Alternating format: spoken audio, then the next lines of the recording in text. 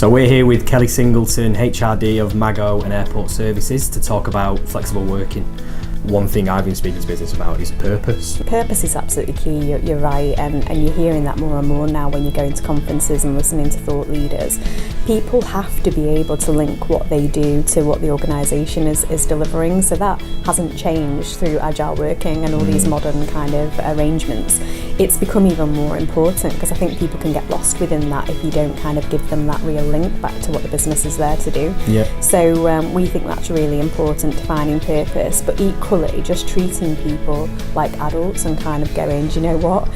As long as you deliver what you need to deliver and you collaborate with your colleagues and it's all working well, then you can just do as you please, really. Yeah. You want to use the gym in the middle of the day, or you want to go early, or you want to work from home or from a cafe or wherever. Yeah. Just do it as long as it's not interfering with your delivery. And is that genuine? Because you see a lot of people saying that, but then human nature and probably the way you've always worked 9 to 5. People cram the gym in the morning, they cram it at lunch, they cram it at night. Yeah. Do people actually go out in the middle of the day and go, do you know what, I need an hour, so I'm going to be more productive in my working day to go at 11? Yeah, I mean, there's someone in there now just using it. I walked past earlier and I could hear the stereo blaring out, but people have different natural rhythms, and so working out in the morning isn't good for me.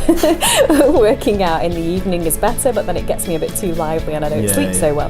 My perfect time to exercise is lunchtime, and we've got several colleagues here who are the same, so it's made a big difference for people. Yeah. So embracing that type of flexibility, what's that impact has that had on attraction and retention? I think it's just one of the kind of special things that we do, really. So I look at our retention rates and they're incredibly good. We just haven't had high attrition at all since we started the business 2 years ago. But I can't kind of put that down just to flexibility. I think it's the whole culture end to end. How's technology played a part in it here?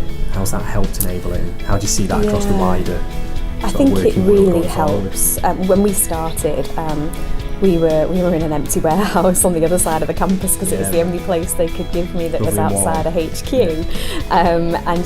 It was a really sort of special time in our growth and development. You couldn't have felt more startup than we did in that area, but our tech was really limited. So as we moved and designed into this building, that was one of the core facets of how we were going to develop it. We needed really good tech. When people join us, they tell us what tech they need for flexible working and for office working. So we make sure, if they want Apple, they get Apple. If they want Lenovo, they get Lenovo. It doesn't really matter to us, as long as it enables them to do their job. So that's kind of good. A lot of corporations don't do that. It's very fixed in terms of what you can have. Same with phones, etc. And then in the office, we've made sure it's really enabled from a UX testing perspective, where we've got really high tech kit, but we've also got service hubs all over the building, in each of the core meeting areas and the auditorium, and that helps people wherever they are in the world, because you've got to bear in mind some of our guys have got global remit. To dial in and collaborate on projects and documents from wherever they are.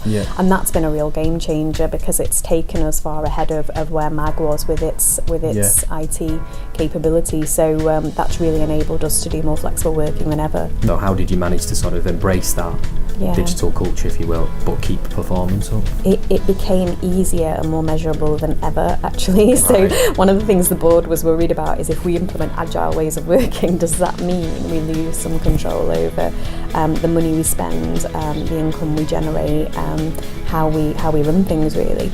And actually what they found when they learned about agile ways of working, we're just innovating far more quickly than we ever thought we would, and we exceeded EBITDA targets in year one when we were still growing the business, and expect to continue to do so. So we've actually found it had the opposite effect. It actually helped us measure things and perform better than ever.